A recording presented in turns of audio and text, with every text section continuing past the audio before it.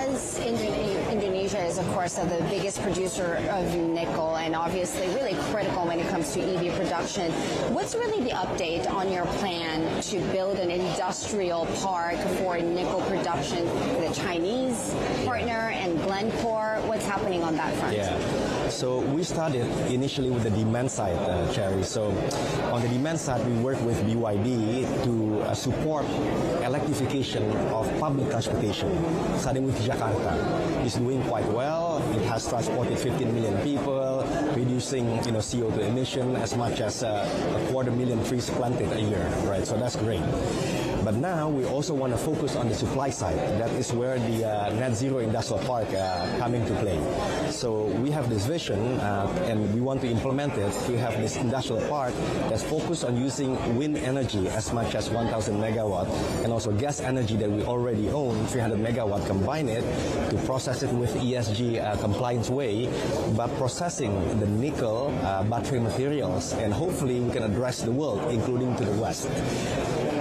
When you make an investment like that, how is the fundraising environment affecting the progress, the speed? The good thing is that both the capital and technology exist, because at the end of the day, the off-takers are there, right? The amount of the battery materials that people need for the battery consumptions for the electrification around the world is big. And Indonesia can not only provide with nickel, but it's also very rich with copper, bauxite, and tin. So the demand is there. That's why, in terms of fundraising, is entirely possible with off-take financing and many other creative financing. And the technology also is available. Back 4 or 5 years ago, to have 1,000 megawatt of wind farm in South Sulawesi may not be possible at that scale. But now with the technology, it is possible. And that's why Indonesia needs to collaborate with a lot of parties, cannot do it alone. You recently, a few months ago, sat down with the CEO of Tesla, Elon Musk. After that meeting, you said Korea is very committed to developing EV ecosystem in the country. Any update on what Elon Musk is thinking about in terms of investing in Indonesia?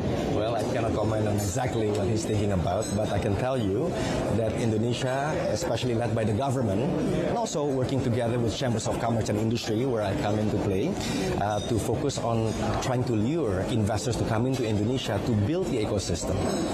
So companies like Tesla, Ford, Stellantis, BYD, they're looking at Indonesia, starting from the raw materials, processing it using clean energy and ESG standard, but at the same time producing battery materials that can support their growth all over the world.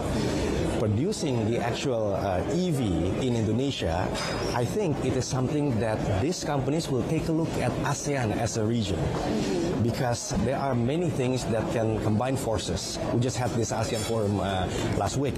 So for example, when it comes to natural resources, it may make sense to build all the way to precursor in Indonesia. We of course want to have our own production facility to build this ecosystem, but I think in terms of the chips can, for example, coming from Malaysia, in terms of the production capability can also come from other parts of ASEAN. But I think Indonesia, as a country of 280 million people out of 650 million people, it is actually a good gateway to ASEAN, and that's why we are talking really closely with companies like that there. Hi, I'm Emily Tan, and thanks for watching CNBC. You can check out more of our videos by clicking on the boxes on the screen, and don't forget to subscribe to the channel for more. Thanks for watching.